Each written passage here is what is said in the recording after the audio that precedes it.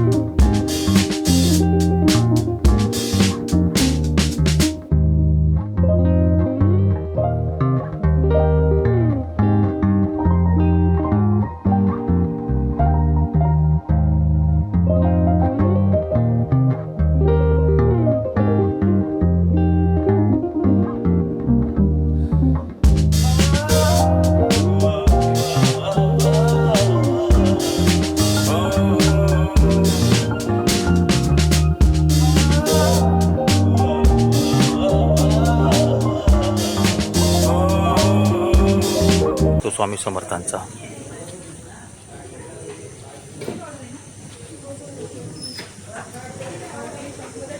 मंदिरात एंट्री करतानाच ही काही दुकाने आहेत. इथे पूजेचं सामान, स्वामी समर्थांची मूर्ती, काही शोभेच्या वस्तू या सुरुवातीला तुम्हाला इथे मिळतील.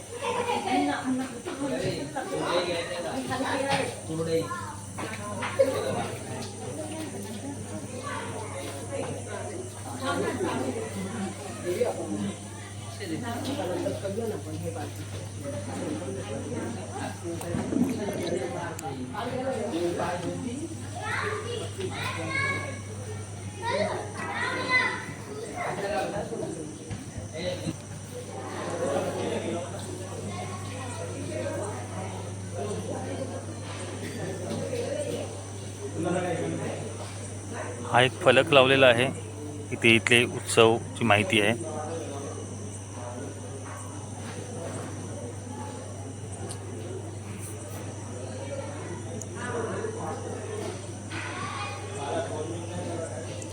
हे आहे गाभाऱ्यासमोरील सभामंडपाचे प्रवेशद्वार.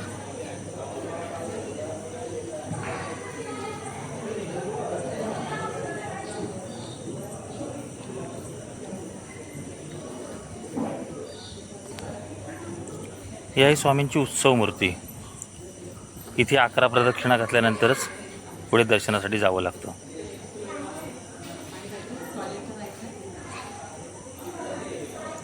या मूर्तीच्या मागे औदुंबराचा वृक्ष पण आहे. ही आहे तीर्थरूप दादा दरेकरांची समाधी.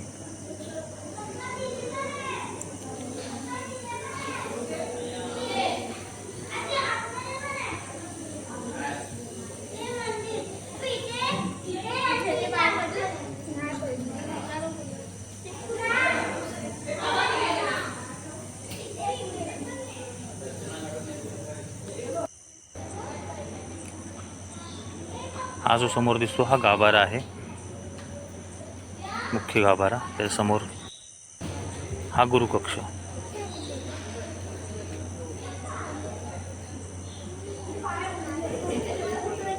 गुरुकक्षात येऊन दादा दरेकरांची प्रतिमा आहे. त्यांच्या पाठीमागे स्वामींची उभी असलेली प्रतिमा. हे दर्शन करून तुम्हाला मुख्य गाभाऱ्यात जायचं आहे. हा मुख्य गाभारा. ही स्वामींची मूर्ती.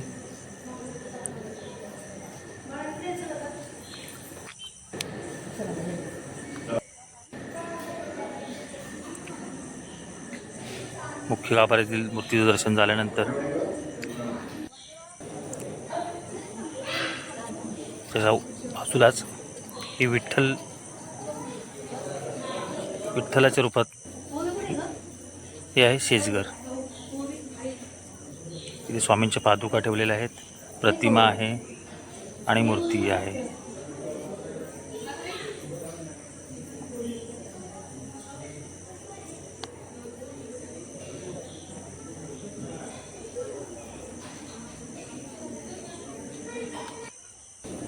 हे आहे ध्यान मंदिर तळघरामध्ये. ध्यान करण्यासाठी लोक भक्त इथे खाली बसलेले असतात.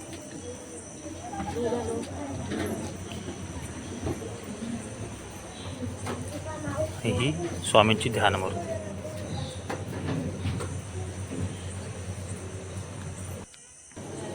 ही पालखी.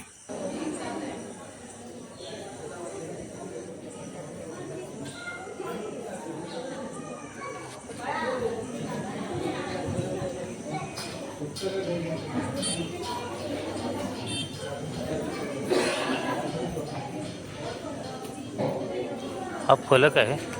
इथे काही या मठाबद्दल माहिती दिलेली आहे, ती तुम्ही वाचू शकता.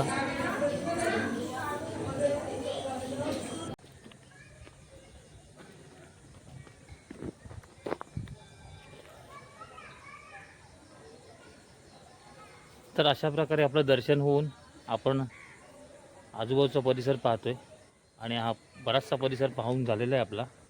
आणि पावसाळ्यात यायचं असेल तर खूप सुंदर जागा आहे. स्वामी समर्थांचं दर्शन आणि वर्षासर हे दोन्ही सोबत होऊ शकतात. तर आता आपण चाललो आहे परतीच्या प्रवासाला.